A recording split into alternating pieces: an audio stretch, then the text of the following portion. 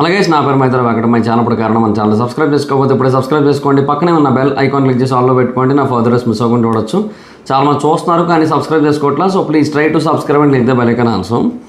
So బేసిక్గా చిరంజీవి గారికి and Balakrishna గారికి వీళ్ళిద్దరికీ మధ్య ఒక ఇండైరెక్ట్ ఇష్యూ లాంటిది ఒకటి జరిగింది. సో దాని గురించే మనం ఈ వీడియోలో డిస్కస్ చేసుకోబోతున్నాం.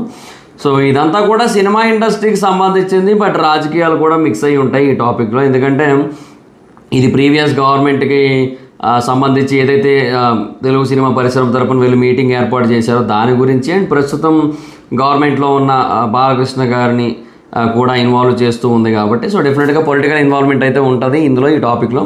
బట్ ఇది మూవీ ఇండస్ట్రీ రిలేటెడ్ కాబట్టి మనం కూడా డిస్కస్ చేస్తున్నాం అంతే. సో అసలు ఏం జరిగిందంటే బేసిక్గా సెప్టెంబర్ 25న ఆంధ్రప్రదేశ్ అసెంబ్లీ సమావేశాలు జరుగుతున్నాయి. ఆ టైంలో అక్కడ అసెంబ్లీ పర్సన్ ఒక ఎమ్మెల్యే కామినేని శ్రీనివాస్ గారు మాట్లాడుతూ ఒక విషయం చెప్పారు. ఆయన ఏమన్నారంటే ఆయన చెప్పింది ఏంటంటే బేసిక్గా సినిమాటోగ్రఫీ మినిస్టర్ కలుస్తామన్నారు. సినిమాటోగ్రఫీ మినిస్టర్ కలుస్తామంటే ఎలాగా, మేము ఇంత దూరం నుంచి వచ్చాము ఇలా వచ్చాము అని కొంచెం గట్టిగా అడిగితే జగన్మోహన్ రెడ్డి గారు అప్పుడు కలిశారు అన్నట్టుగా చెప్పారు ఆయన. దానికి బాలకృష్ణ గారు ఇచ్చిన రెస్పాన్స్ ఏంటి అంటే గట్టిగా అడిగింది ఏమీ లేదు, యూనో గట్టిగా అడిగితే వచ్చారు అనేది అబద్ధం అన్నట్టుగా ఆయన మాట్లాడారు. చిరంజీవి గారు గట్టిగా అడిగితే అప్పుడు ఈయన వచ్చాడు అన్నది అబద్ధం, గట్టిగా ఎవడు అడగలేదు ఇక్కడ, ఆయన అంత పెద్ద గట్టిగా అడిగితే ఈయన దిగి వచ్చాడంట, లేకపోతే సినిమాటోగ్రఫీ మినిస్టర్ని కలవమన్నాడంటూ ఆయన అయితే మాట్లాడారు. అండ్ తర్వాత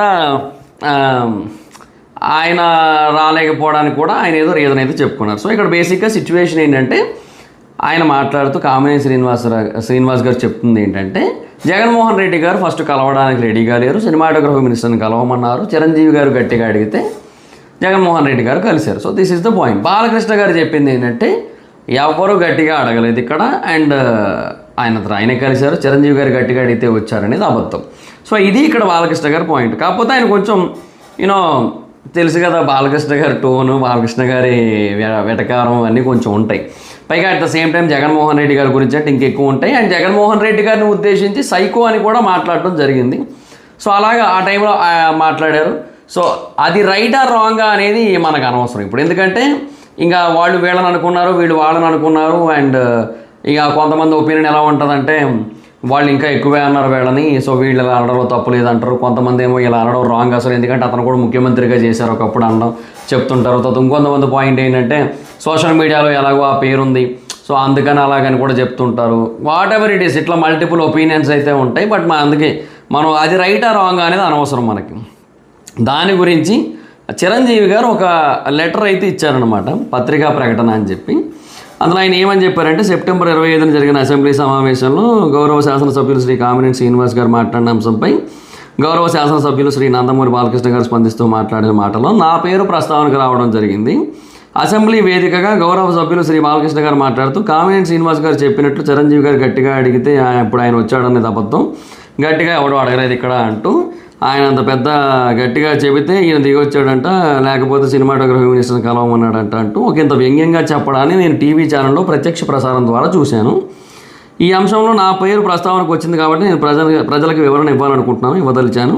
రాష్ట్రంలో వైఎస్ జగన్మోహన్ రెడ్డి గారి ప్రభుత్వం ఉన్నప్పుడు తెలుగు సినిమా పరిశ్రమకు చెందిన కొంతమంది నిర్మాతలు, దర్శకులు, ఫిలిం ఛాంబర్ ప్రతినిధులు నా దగ్గరకు వచ్చి సినీ నిర్మాణ వ్యయం పెరుగుతున్న దృష్ట్యా సినిమా టికెట్ల ధరల పెంపుదల గురించి రాష్ట్ర ప్రభుత్వంతో మాట్లాడితే బాగుంటుందని, అందుకు నన్ను చొరవ తీసుకోవాలని కోరారు. అప్పుడు నన్ను కలిసిన వారిలో శ్రీ రాజమౌళి, శ్రీ కొరటాల శివ, శ్రీ త్రివిక్రమ శ్రీనివాస్, శ్రీ మహేష్, శ్రీ ఎన్టీ రామారావు, శ్రీ డివివి దానయ్య, మైత్రి మూవీస్ వారు, ఇంకా 2-3 ప్రముఖులు ఉన్నారు. వారి సూచనల మేరకు అప్పటి రాష్ట్ర సినిమాటోగ్రఫీ మంత్రి శ్రీ పేర్ని నాని గారితో నేను ఫోన్లో మాట్లాడాను. అండ్ వారి టికెట్ల ధర విషయం మంత్రి గారితో మాట్లాడి చెబుతానని ఆయన నాతో చెప్పారు. అంటే ముఖ్యమంత్రి గారితో మాట్లాడి నేను చెప్తానన్నట్టుగా. తర్వాత ఒకరోజు మంత్రి గారు నాకు ఫోన్ చేసి ముఖ్యమంత్రి గారు మీతో 1-to-1 కలుస్తానని చెప్పారు, లంచ్కి రావాలంటూ చెప్పారని చెప్పి డేట్ ఇచ్చారు. ముఖ్యమంత్రి గారు ఆహ్వానం మేరకు నేను ఆయన నివాసానికి వెళ్ళాను. నన్ను వారు సాధారణంగా ఆహ్వానించారు. లంచ్ చేస్తున్న సమయంలో నేను సినీ పరిశ్రమ యొక్క ఇబ్బందుల్ని వారికి వివరించాను. ఇండస్ట్రీకి మాకు మధ్య గ్యాప్ ఉందని అందరూ అనుకుంటున్నారు. సమయం వస్తే అందరం కలిసి వస్తామని ఆయనకు చెప్పాను. కొద్ది రోజుల తర్వాత మంత్రి శ్రీ పేర్ని నాని గారు నాకు ఫోన్ చేసి కోవిడ్ 2వ దశ కొనసాగుతున్నందున 5 మాత్రమే వస్తే బాగుంటుందని చెప్పారు. నేను అప్పుడు 10 మంది వస్తామని చెబితే సరే అన్నారు. డేట్ ఫిక్స్ చేశారు. అప్పుడు నేను బాలకృష్ణ గారిని ఫోన్ ద్వారా సంప్రదించడానికి ట్రై చేశాను. ఆయన అందుబాటులో లేరు. జెమినీ కిరణ్ గారిని వెళ్ళి బాలకృష్ణ గారిని కలవమని చెప్పాను. ఆయన 3 సార్లు ప్రయత్నించిన బాలకృష్ణ గారిని కలవలేకపోయారు.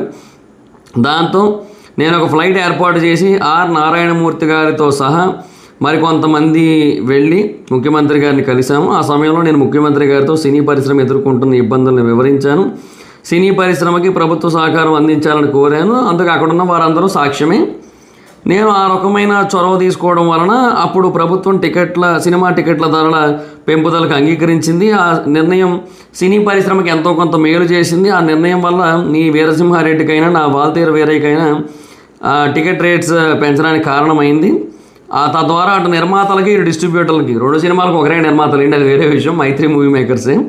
ఇటు డిస్ట్రిబ్యూటర్లకి ఎగ్జిబ్యూటర్లకి లాభం చేకూరింది. ఎగ్జిబిటర్లకి నేను రాష్ట్ర ముఖ్యమంత్రితో అయినా సామాన్యుడితో అయినా నా సిద్ధమైన ధోరణిలోనే గౌరవం ఇచ్చిపుచ్చుకునే విధంగానే మాట్లాడతాను. నేను ప్రస్తుతం ఇండియాలో లేను కనుక పత్రికా ప్రకటన ద్వారా జరిగిన వాస్తవాన్ని అందరికీ తెలియజేస్తున్నాను. ఇట్లు మీ చిరంజీవి అని చెప్పారు. సో ఇక్కడ చిరంజీవి గారు చెబుతున్న వెర్షన్ ఏంటి, ఇండస్ట్రీలో అందరూ నన్ను కలిశారు. నేను ఆ తర్వాత పేర్ని నాని గారితో మాట్లాడాను. పేర్ని నాని గారు సరే అయితే ముఖ్యమంత్రి గారికి చెప్తా అన్నారు.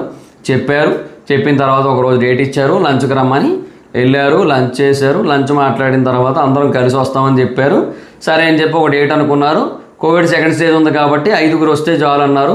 5 వస్తే బాగుంటుందంటే లేదు 10 మంది వస్తామన్నారు. సరే అని చెప్పి 10 మంది వెళ్ళారు. ముఖ్యమంత్రి గారిని కలిశారు, మాట్లాడారు, అయిపోయింది. సో అసలు ఇక్కడ పాయింట్ ఏంటి, చిరంజీవి గారు చెప్పిన దాంట్లో అయినా ఇక్కడ కేవలం సినిమాటోగ్రఫీ మినిస్టర్ని మాత్రమే కలవండి, ముఖ్యమంత్రిగా ఆయన జగన్మోహన్ రెడ్డి గారు కలవనన్నారు అనే పాయింటే లేదు కదా అసలు అక్కడ.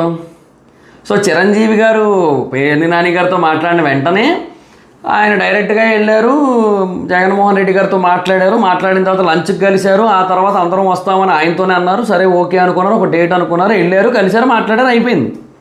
అంటే ఆ టైంలో ఆయన ఏదైతే మాట్లాడారో అదంతా అప్పట్లో కూడా కొంచెం అదేమంటారు కొంచెం నెగిటివే అయింది యాక్చువల్గా. అంటే చిరంజీవి గారు ఇట్లా చేతులు జోడించి మాట్లాడుతూ ఉంటే నచ్చలేదు చాలామందికి. అది వాస్తవం, అది యాక్సెప్ట్ చేయాల్సిన విషయం. అది అప్పట్లో అదే జరిగింది.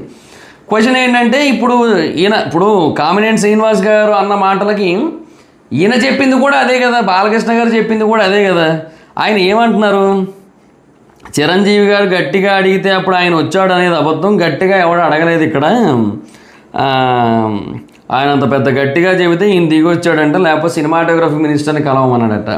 బాలకృష్ణ గారి ఉద్దేశంలో ఇక్కడెక్కడా కూడా ఆయన చిరంజీవి గారిని తక్కువ చేసినట్టు అనిపించలేదు.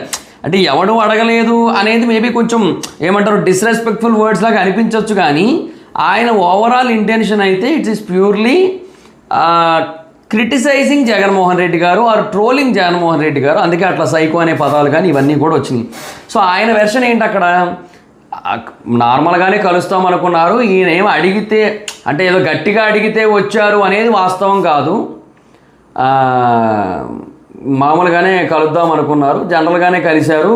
అండ్ దానికి ముందు సినిమాటోగ్రఫీని కలవమని సినిమాటోగ్రఫీ మినిస్టర్ని కలవమని అది ఒక పాయింట్ పెట్టి తర్వాత కలవడం ఇలాంటిది ఏం జరగలేదనేది ఆయన వెర్షన్. ఆయన చెప్పిన విధానం అలా వచ్చింది. సో చిరంజీవి గారు కొంచెం క్లియర్ కట్గా క్లారిటీగా ఒక లెటర్ రూపంలో మనకు అందరికీ కూడా తెలియజేశారు. సో అసలు ఇక్కడ ఇద్దరి ఇంటెన్షన్ ఏంటి చాలా క్లియర్గా, అసలు కామినేని శ్రీనివాస్ గారు చెప్పింది ఏదైతే ఉందో అది అబద్ధమనే ప్రూవ్ చేశారు ఇద్దరు కూడా. అంటే అసెంబ్లీలో ఆయన ఏదైతే చెప్పారో సినిమాటోగ్రఫీ మినిస్టర్ని కలవమన్నారు, సో కొంచెం గట్టిగా అడిగితే అయ్యో ఎంతమంది వచ్చాం కదా ఎలా అంటే అలాగా అనేసి అంటే అప్పుడు ఆయన కలిశారు అన్నట్టుగా ఆయన చెప్పారు. బట్ ఇద్దరు చెప్పిన ఓవరాల్ సిచ్యువేషన్ కనుక చూసుకుంటే ఇద్దరు అన్న దాంట్లోనే ఒకటే పాయింట్ ఉంది. బాలకృష్ణ గారు అన్న పాయింట్ అయినా చిరంజీవి గారు అన్న పాయింట్ అయినా ఒకటే, ఏంటంటే ఈ గట్టిగా అంటే ముందు సినిమాటోగ్రఫీ మినిస్టర్ని కలవమని చెప్పి అది గట్టిగా అడిగితే జగన్మోహన్ రెడ్డి గారు కలిశారు అనే పాయింటే లేదు. అది వీళ్ళిద్దరూ ప్రూవ్ చేసిన పాయింట్ లాస్ట్కి వచ్చేసరికి. సో దానికి ఏంటంటే ఇంకా అటు బాలకృష్ణ గారు కొంచెం అట్లా అన్నారు, కొంచెం అలా అన్న టైంలో అదే లేడు కొంచెం ఆయన అంత పెద్ద గట్టిగా చెబితే ఈయన దిగి వచ్చాడంట. అండ్ గట్టిగా ఎవడు అడగలేదు ఇక్కడ, ఇలాగ మాట్లాడారు కదా, మేబీ ఈవి చిరంజీవి గారికి ఎక్కడో ఆయన్ని కూడా ఇన్సల్ట్ చేసి ఆయన కూడా తక్కువ చేసి మాట్లాడిన ఫీలింగ్ వచ్చిందేమో.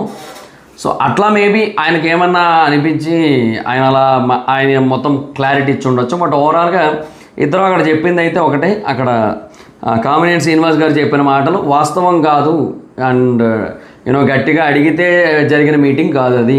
సో ముందే అనుకుని డైరెక్ట్గా వెళ్ళిన మీటింగే, డైరెక్ట్గా సీఎం దగ్గరికి వెళ్ళిన మీటింగే అనేది వాళ్ళిద్దరూ చెప్పిన పాయింట్, ఇద్దరు ప్రూవ్ చేసిన పాయింట్. సో అది ఇక్కడ. సో నాకైతే ఇక్కడ ఓవరాల్గా అదే అంటున్నా కదా, ఇక్కడ నాకెందుకో ఇద్దరి మధ్య ఇష్యూ లాగా అనిపించలేదు నాకైతే. ఇట్స్ లైక్ ఇది ఎలా అనిపించిందంటే బాలకృష్ణ గారు అండ్ చిరంజీవి గారు వర్సెస్ కామినేని శ్రీనివాస్ గారు అండ్ జగన్మోహన్ రెడ్డి గారు కూడా అనుకోవచ్చు, అండ్ పేర్ని నాని గారు కూడా అనుకోవచ్చు కావాలనుకుంటే. అట్లా జరిగింది తప్ప ఇది ఎందుకో నాకు ఈ ఇష్యూ వీళ్ళిద్దరి మధ్య ఇష్యూ అనిపించట్లేదు నాకు. బట్ చాలామంది దీన్ని అలాగా అంటే అలా జరిగింది యాక్చువల్గా. బట్ అది వాస్తవం అయితే కాదనమాట, అది పాయింట్. సో నాకైతే అలాగే అనిపించింది నాకైతే. సో సేమ్ ఇద్దరు చెప్పింది కూడా సేమ్ అన్న ఫీలింగ్ అయితే వచ్చింది నాకైతే. సో అది పాయింట్. సో మీకేమనిపించిందో కింద కామెంట్ సెక్షన్లో చెప్పండి ఓవరాల్గా ఇష్యూ అంతా చూసిన తర్వాత. అండ్ ఈ వీడియో కనుక మీకు నచ్చితే లైక్ చేసి ఈ వీడియోని మీ సోషల్ మీడియా ప్లాట్ఫామ్స్లో షేర్ చేయండి, like Facebook, WhatsApp, Twitter, Insta వీటన్నిటిని కూడా షేర్ చేయండి. అండ్ ఎప్పుడో కారణం మన ఛానల్ సబ్స్క్రైబ్ చేసుకోకపోతే ఇప్పుడే సబ్స్క్రైబ్ చేసుకోండి, పక్కనే ఉన్న బెల్ ఐకాన్ క్లిక్ చేసి ఆల్లో పెట్టుకోండి. నా ఫర్దర్ వీడియోస్ మిస్ అవ్వకుండా చూడొచ్చు. చాలా మంది చూస్తున్నారు కానీ సబ్స్క్రైబ్ చేసుకోవట్లా. So please try to subscribe and click the bell icon also. నా ఇన్స్టాగ్రామ్ ఎవరి మీద అక్కడ వచ్చి ఫాలో అవచ్చు. Thank you so much. Next video. By.